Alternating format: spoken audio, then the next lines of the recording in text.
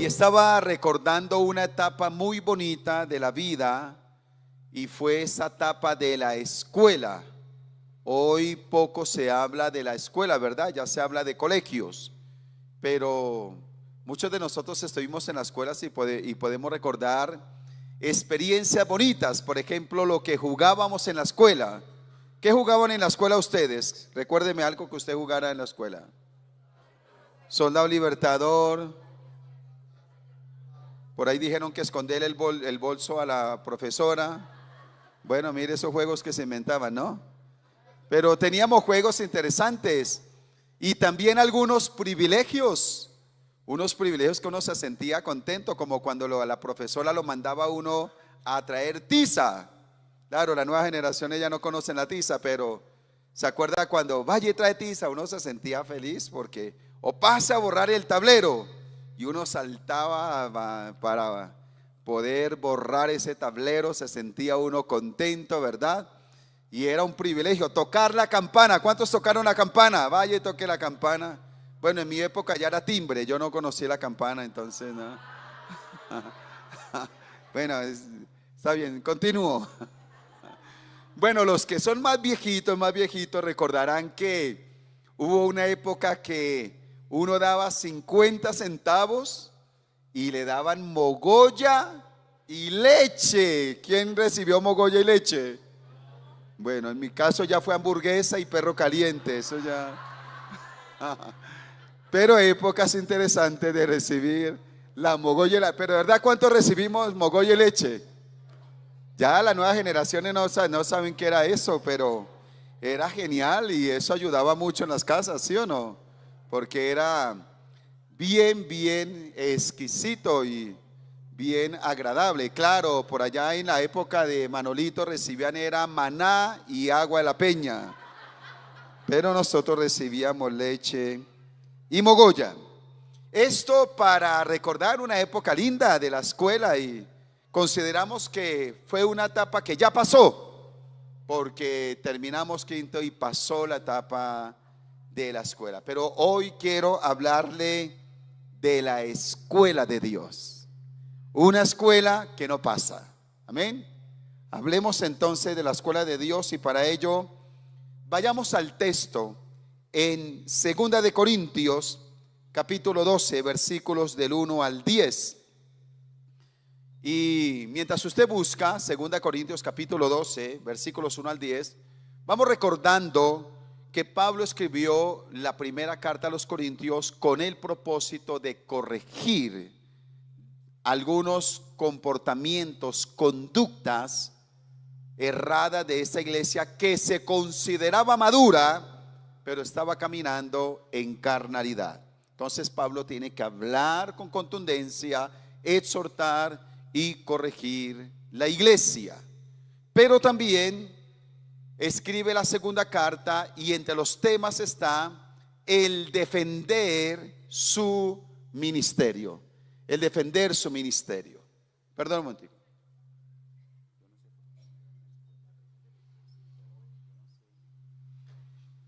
El defender su ministerio.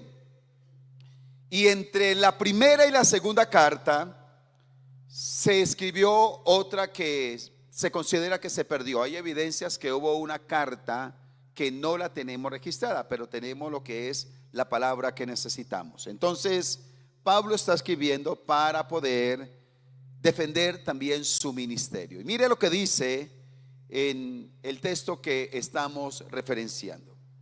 Ciertamente no me conviene gloriarme, pero vendré a las visiones y a las revelaciones del Señor.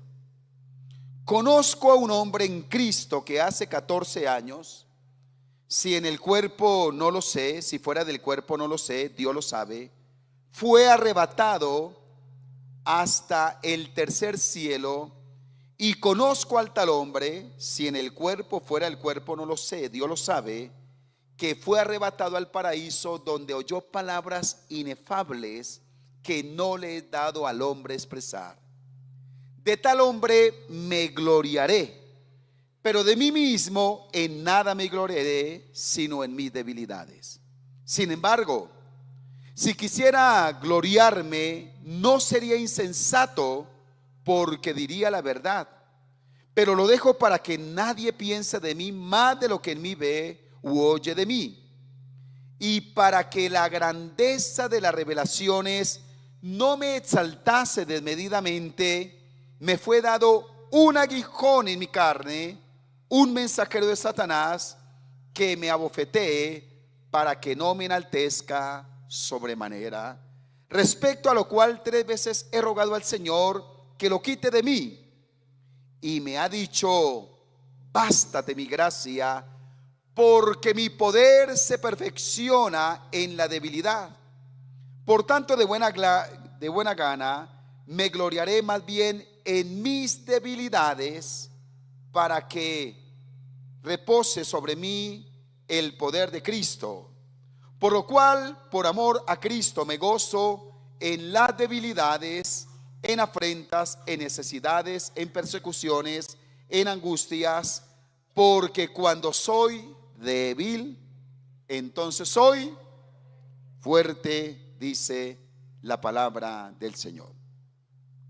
Así que en esta defensa, el apóstol Pablo está hablando y comienza diciendo de una experiencia sobrenatural que tuvo 14 años atrás, que fue llevado por el Espíritu al trono de la gracia de Dios. Dice que al tercer cielo, y tuvo una experiencia sobrenatural, una experiencia gloriosa. Escuchó palabras inefables, vio la misma gloria del Señor. Y después de ello, de narrar la experiencia en la defensa de su ministerio, mira el contraste tan interesante que comienza a hacer, porque ahora empieza a hablar de una experiencia difícil, y es el aguijón de la carne. Y comienza a hablar de sus debilidades.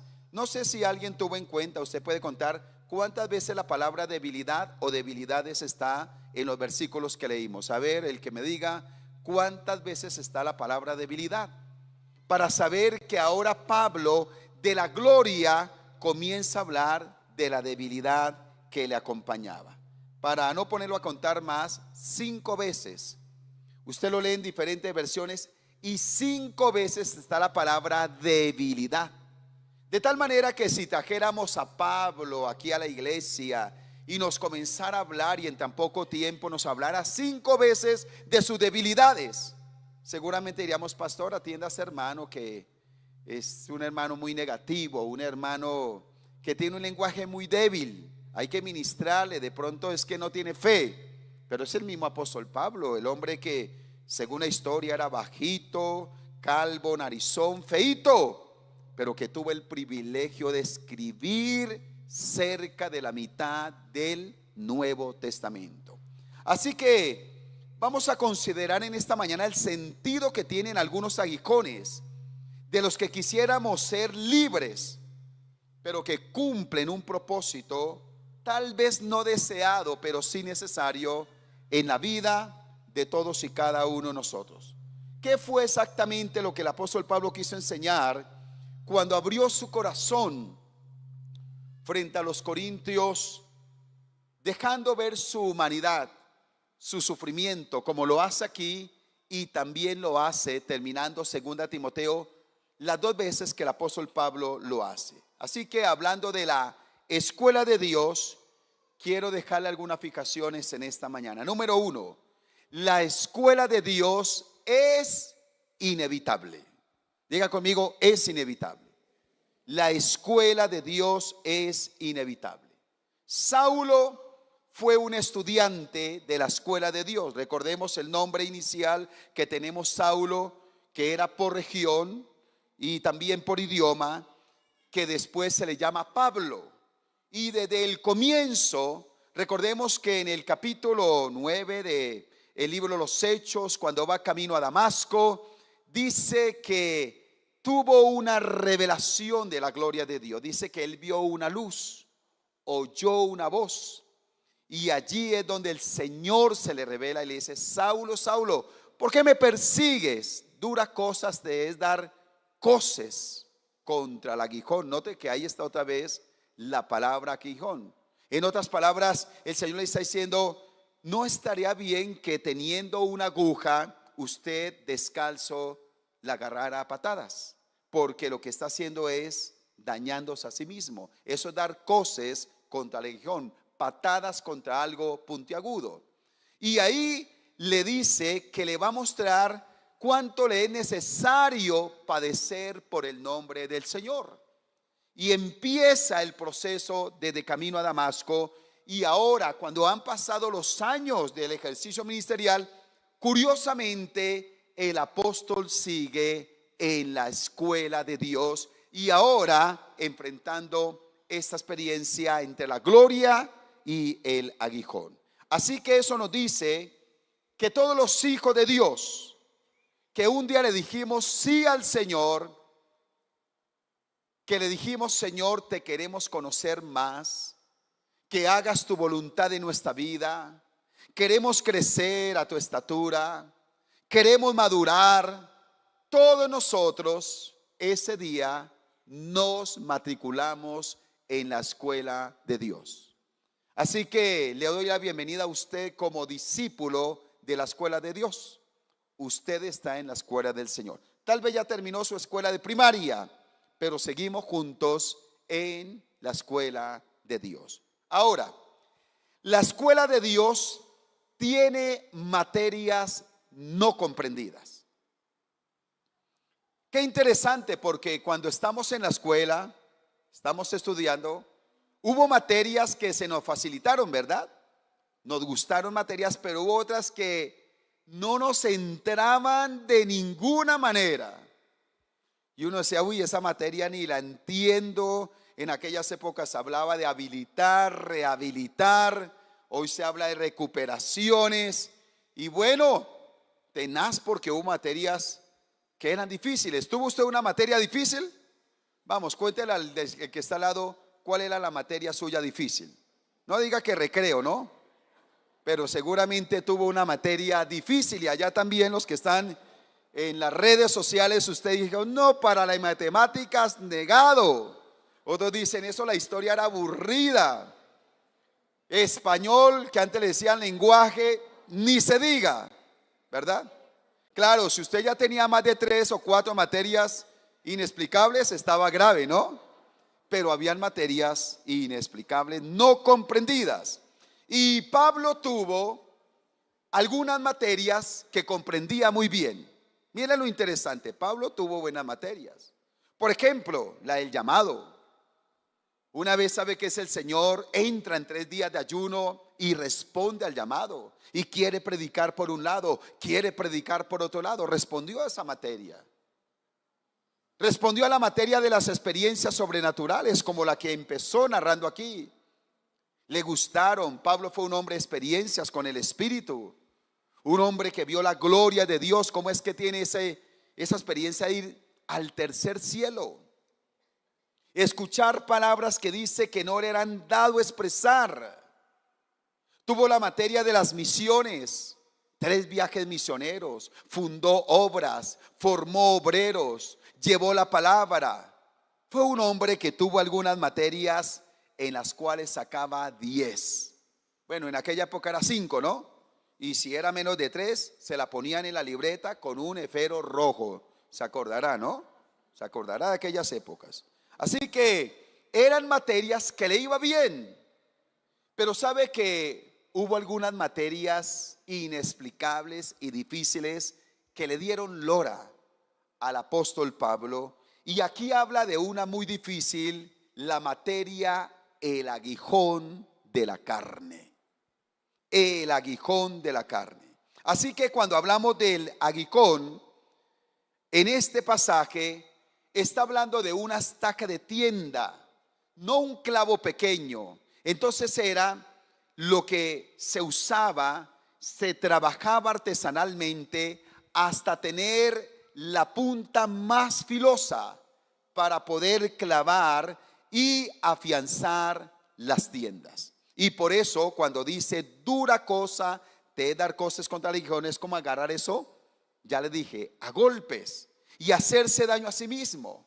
En la antigua traducción griega del Antiguo Testamento se conocía con una palabra scopes. e indicaba algo que frustra y causa problemas en la vida de aquellos que son afligidos. Entonces, un aguijón no es sencillamente que algo me sacó el mal genio, que cortaron el gas porque se nos olvidó pagarlo. Uy, qué aguijón. No, esos son percances de la vida. El aguijón era una experiencia permanente, difícil de llevar, que no se comprendía muchas veces su origen, que no se sabía cómo enfrentar, pero que hacía mella en la persona. Así que mire cómo Dios entonces lo lleva, y Pablo está hablando de la gloria al aguijón. Y creo que ese es un excelente equilibrio, porque el texto mismo nos está diciendo que ese aguijón tenía un propósito especial. Y es que el apóstol Pablo no se exaltase sobremanera. En otras palabras, que no se volviera un creído, un orgulloso, un antipático. Porque el Señor nos conoce bien a todos los que estamos aquí. Y el Señor sabe que frente a muchos logros, títulos, reconocimientos, adquisición de bienes y de muchos privilegios, se nos empieza a subir un bicho por allá adentro que se llama orgullo. Y nos volvemos jactanciosos. Entonces, como estamos en la escuela de Dios y el Señor nos ama tanto, Él tiene algo ahí bien puntiagudo para pincharnos y evitar que nos reventemos como un sapo hinchado. Entonces Dios dice: se le está subiendo mucho el orgullo. Está muy jactancioso, lo veo como muy antipático, muy autosuficiente. Se las está dando de mucho. Lo bendije con resultados, los bendije con logros, pero veo que no me está dando la gloria. No está yendo en humildad, en sencillez de corazón. Entonces necesito prepararle a mi hijo un aguijón. ¡Qué tremendo! Que el Señor, como el maestro por excelencia de su escuela, sabe que necesitamos nosotros, sus discípulos, ¿verdad? Y ahí está entonces ese aguijón. Y el Señor está dejando ver que ese aguijón, si bien es cierto que fue un mensajero de Satanás, fue enviado por Dios mismo. Y aquí está diciendo que el aguijón, el apóstol Pablo está diciendo que el aguijón fue enviado para bofetearlo, para cascarlo. ¿Cuántos se dieron golpes en la escuela con otro compañero? Levante la mano. ¿Ya le pidieron perdón al Señor? Sí. O más bien los cascaron a ustedes. ¿Cómo le fue en esas peleas? ¿Ganó o perdió? Bien, mire lo interesante. El aguijón vino para bofetear al apóstol. Eso dice que el aguijón es un fuerte golpe que duele. Es un golpe que duele. Es un golpe que saca lágrimas, que desestabiliza, y su recuperación suele durar. No sé si identifica con algún aguijón que en su vida alguna vez haya experimentado. Usted no quisiera vivir eso. Piensa en ello por la mañana, por la tarde, no lo deja dormir. Es una experiencia que le roba la paz, que le aflige el espíritu. De hecho, cuando vemos este aguijón, nos damos cuenta que tenía una dimensión muy grande, una dimensión física, porque era un aguijón que tenía que ver con la carne. Algunos han interpretado y han dicho que seguramente era una enfermedad que el apóstol Pablo tenía en sus ojos por otra carta que escribe más adelante. Lo cierto es que el texto en sí no nos deja claridad cuál era exactamente el aguijón del apóstol Pablo, pero sí deja ver que era algo visible y algo que en medio del gozo de hacer los viajes misioneros, de ver la gloria de Dios, cada vez que miraba ese aguijón o lo sentía en su cuerpo, le hacía mella. Era bien difícil porque tenía que ver con la parte física. Tenía una dimensión mental porque era un mensajero de Satanás. Tal vez quería aún perturbarlo. Y tenía una dimensión espiritual, porque dice la palabra que aunque él oraba, no recibía la respuesta que quería. Qué tremendo es aguijón, ¿verdad? Entonces en la vida suelen haber aguijones, sea en la salud, sea un asunto económico, relación familiar, algo que usted proyecta, alguien que viene para causarle aflicción, para humillar, para lastimar. Usted dice, pero ¿por qué tengo que aguantarme este aguijón? Ahora, el aguijón no es el cónyuge, ni tampoco es el papá, ni tampoco son los hijos, ¿verdad? Pero es un aguijón que está ahí para robar la paz y generar esa aflicción. Y el apóstol dice que 3 veces había clamado y no recibía respuesta. Y cuando en el hebreo se escribe de esta manera, 3 veces, está diciendo que no fueron sencillamente 3 veces, sino que era orar sin cesar, hacerlo continuamente. Una y otra vez el apóstol había orado. Usted se imagina al hombre que era de ayuno, siendo: Señor, quita sobre mí este yugo, este aguijón. Y oraba en un ayuno, lo hacía en las veladas, lo hacía por la mañana, por la tarde, pero el aguijón seguía ahí. Entonces mire lo tremendo, porque podemos orar por algo, pero está ahí. El aguijón sigue ahí, ¿verdad? Así que era bien difícil lo que el apóstol Pablo estaba experimentando. Y encontré esta frase que se la quiero leer. Dios no respeta la aritmética de nuestras oraciones, es decir, la cantidad que hacemos, ni la retórica de nuestras oraciones, la forma en que están pronunciadas, ni la geometría de nuestras oraciones, lo largas que son, ni la música de nuestras oraciones, lo melodiosas que son, ni la lógica de nuestras oraciones, lo metódicas que son, sino la divinidad de nuestras oraciones, es decir, cuánto derramamos nuestro corazón delante de la presencia del Señor. Y mire lo interesante que aprendemos del apóstol Pablo, porque cuando él estaba orando, le estaba diciendo: Señor, quita de mí este aguijón, ¿verdad? Quita de mí. La oración que él decía era: quita de mí el aguijón. Pero Pablo no dijo: Señor, ¿qué quieres enseñarme a través del proceso? Porque cuando hay aguijones, hay algo que Dios nos quiere enseñar. Dios quiere formar algo en nuestra vida. Y no sabemos, tal vez Dios ya le respondió a alguien, pero el afán de recibir lo que queremos no nos permite escuchar su voluntad. Entonces Pablo está luchando con ello, desesperado en encontrar descanso. Quiere encontrarlo. Y quiero decirle que en medio de las pruebas hay 2 formas de encontrar alivio. Número 1, cuando se quita la carga. Cuando la carga es quitada, recibimos alivio. O número 2, cuando recibimos fuerzas para soportar la carga. Porque muchas veces va a estar ahí la prueba. Pero qué lindo recibir fortaleza en medio de la prueba. ¿Decimos amén? Así que ahí está la prueba que está llevando el apóstol Pablo. ¿Está usted experimentando algún aguijón? ¿Lo ha vivido en carne propia?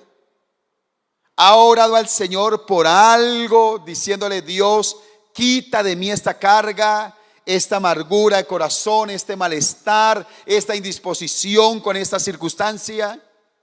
Y oramos y parece que todo sigue igual. Pero déjeme decirle algo: la escuela de Dios tiene resultados favorables. ¿Tiene qué? Tiene resultados favorables. Mire, Dios no es un Dios caprichoso. Dios no nos pasa por el molino porque sí. Dios no permite los procesos porque se le antojó. Porque cuando se mira de esa manera es que dice: es que Dios, ¿será que Dios no me ama? Dios es como malo. Dios se olvidó de mí. No, Él es un Padre bueno. Diga conmigo: Él es Padre bueno. Dios es Padre bueno. Pero Él nos pasa por su escuela y esa escuela da resultados favorables. Por ejemplo, mire lo que hace el apóstol. mantuvo a Pablo con un corazón humilde.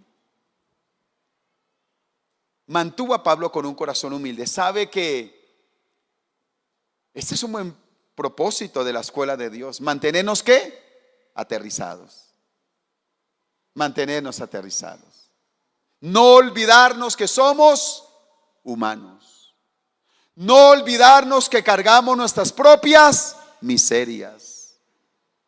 Que tenemos nuestras propias debilidades.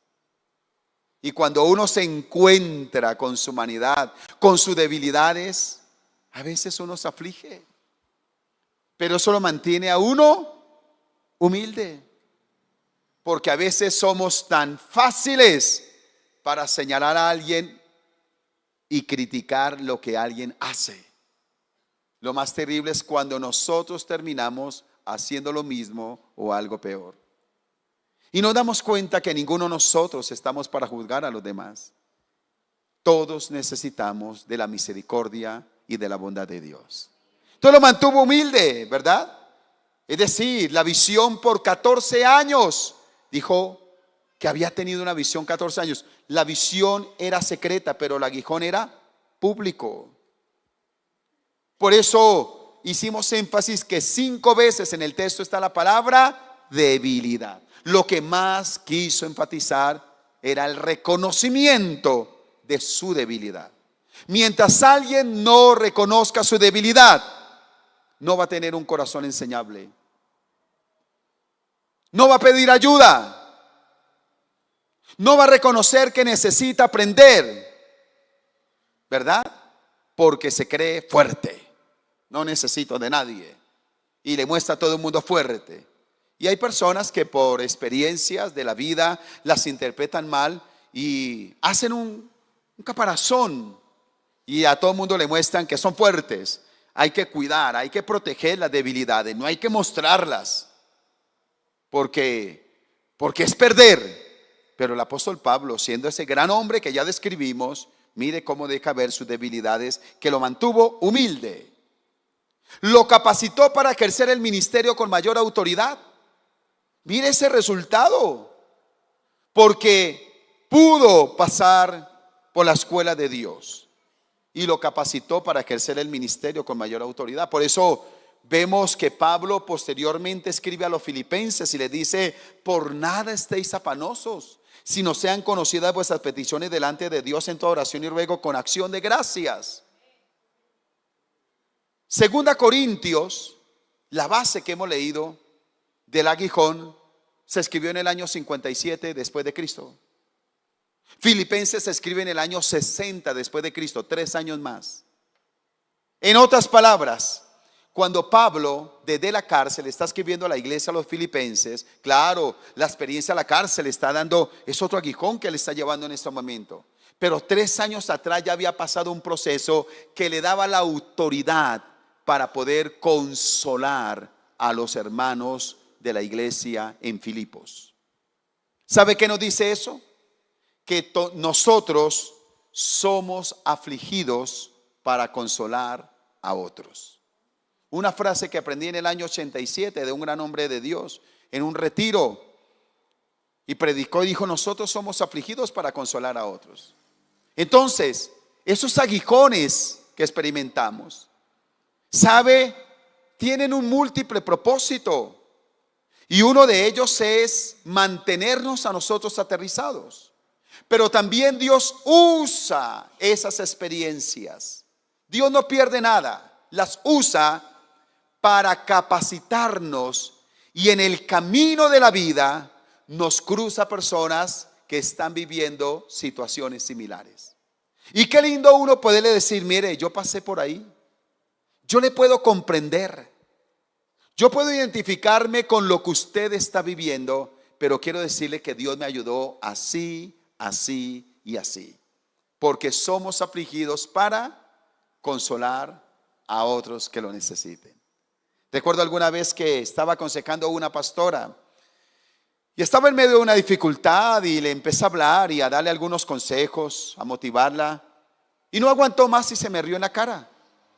Y yo paré y le dije: ¿usted por qué se ríe? Dijo: porque Usted me está hablando, pero usted no entiende lo que yo estoy pasando. Y le dije, le voy a contar por dónde hemos pasado nosotros en el camino al ministerio con mi esposa. Y le empecé a contar varias cosas y se quebrantó. Después me pidió perdón. Me dijo, perdóneme porque subestimé, pero usted tiene autoridad para poderme aconsejar. Entonces, esa experiencia que usted pasó difícil, Dios no la pierde. Dios no nos pasa por ahí porque sí ni por capricho. Nos está capacitando para ejercer mejor el ministerio al cual nos ha llamado. Porque si acaso no lo tenía presente, todos los que estamos aquí tenemos ministerio. Porque a veces creemos que el ministerio es solo del pastor que está de tiempo completo, pero cada creyente cumple un ministerio en las manos del Señor. Y Dios quiere prepararlo para ejercer mejor ese ministerio. La escuela de Dios tiene otro beneficio, nos madura, nos va a madurar. Porque la vida cristiana comienza siendo suficientes, pero crecemos en la medida que reconocemos nuestra dependencia del Señor, nuestras incapacidades. Pareciera ilógico. No, más maduro soy más suficiente. Cuando comencé la vida cristiana no sabía y no podía, pero ahora sí soy suficiente. No, curiosamente el crecimiento se da en la medida que reconozcamos nuestra debilidad y nuestra insuficiencia delante de la presencia del Señor. Porque eso nos hace depender de Él más, ¿verdad? Nos lleva a depender más. Es decir que cuando somos débiles somos fuertes. La debilidad nos lleva a la dependencia. Solo cuando estamos vacíos el Señor nos puede llenar de su gracia y de su misericordia. La escuela de Dios tiene otro favor, y es que forma en nosotros carácter. Diga carácter. El apóstol Pablo demostró carácter. Por eso no vaciló en defender la fe. No vendió sus principios. El carácter lleva a un equilibrio, de tal manera que cuando vengan los grandes resultados no nos volvemos orgullosos, y cuando vengan las grandes pruebas no nos derribamos ni renunciamos. El carácter nos mantiene en un equilibrio, y ese carácter nos va a llevar a comprender que las acciones, expectativas de vida y anhelos están alineados con el cielo. Nuestras motivaciones son las correctas y todo lo que hacemos honrará el nombre del Señor. Otro resultado, nos prepara para el siguiente nivel. Escúcheme, Dios tiene un nuevo nivel para su vida. Le pregunto, ¿qué pasaría si cada uno de nosotros determináramos sacar una semana total y decir, Señor, me voy a meter en un ayuno de 7 días total, me voy a ir a una finca, me voy a meter en tu secreto porque quiero que tú me santifiques y porque anhelo ir a un nuevo nivel en ti? ¿Qué cree que pasaría con cada uno de nosotros? ¿Usted cree que el nivel donde está es el máximo que Dios tiene para su vida? Dios tiene algo más para usted y para mí. Dios tiene algo más. Cuando somos procesados, el Señor nos prepara para un siguiente nivel, porque Él nos quiere llevar a nuevas conquistas. Dios nos quiere confirmar y confiar que hay más para nosotros. Él nos quiere entregar más. Yo le pido al Espíritu Santo que en el corazón de todos y cada uno de nosotros Él meta una santa insatisfacción, para que usted perciba, anhele lo nuevo que Dios tiene para su vida. Que si no ha sido bautizado con el Espíritu Santo, el Señor le quiere bautizar. Que alguien diga, Señor, yo anhelo predicar tu palabra. Alguien que diga, Señor, en mi espíritu tengo el anhelo que tú me uses para orar por los enfermos y que los enfermos sanen. Señor, tengo en mi corazón ayudar a los habitantes de calle, ayudar a los que están en necesidad, ganar mi familia para Cristo. Señor, anhelo más de ti. Lo peor que nos podría pasar es estar satisfechos. Es lo peor que nos puede pasar. Porque estar satisfechos es entrar en conformismo. El conformismo adormece. y nos impide seguir creciendo. Solo crece el que camina con una santa insatisfacción en su corazón. La escuela de Dios nos prepara para el siguiente nivel. Pero lo más lindo, la escuela de Dios tiene un resultado favorable, y es que nos lleva a valorar la gracia divina. ¿Qué fue lo que le dijo el Señor a Pablo? Bástate mi gracia. Que hay una necesidad económica, una necesidad en la salud, un anhelo material, algo que está pasando en la familia. Lo que está diciendo es: si tienes mi gracia, lo tienes todo. Bástate mi gracia, porque ella es toda suficiente.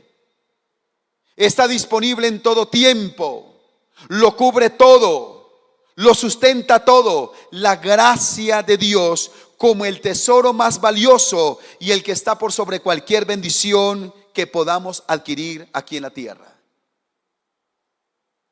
¿Sabe que la escuela de Dios tiene ese propósito? Escúcheme.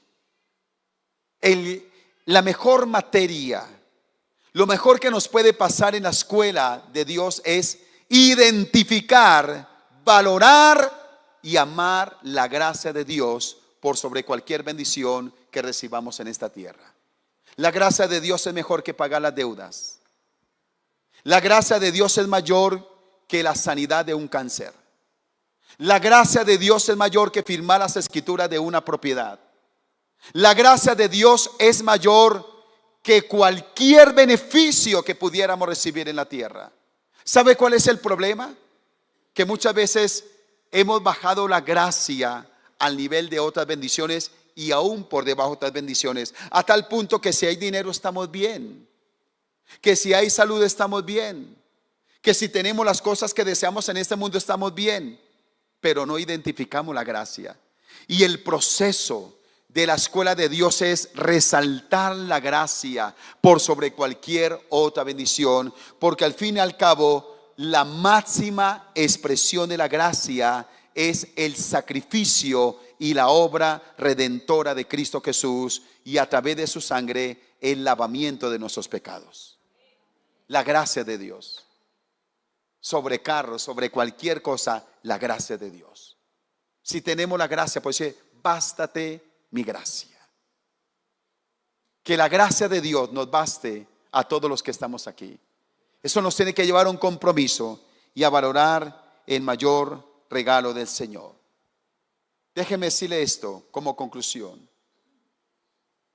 Podríamos caer en el peligro de tener el aguijón y resistirnos a la gracia. Que Dios nos ayude. Y le digo también que solo nos graduaremos de la escuela de Dios cuando recibamos la corona de vida. Nadie puede decir: ya me gradué de la escuela de Dios, usted que es nuevo, pero es que yo como soy. No, todos estamos en la misma escuela. ¿Cuándo nos graduamos? Cuando recibamos la corona de vida que el Señor ha preparado para los que le aman. ¿Se quiere graduar de la escuela de Dios? ¿Se quiere graduar de la escuela de Dios? ¿Se quiere graduar de la escuela de Dios? Será solo a través del regalo de la vida eterna.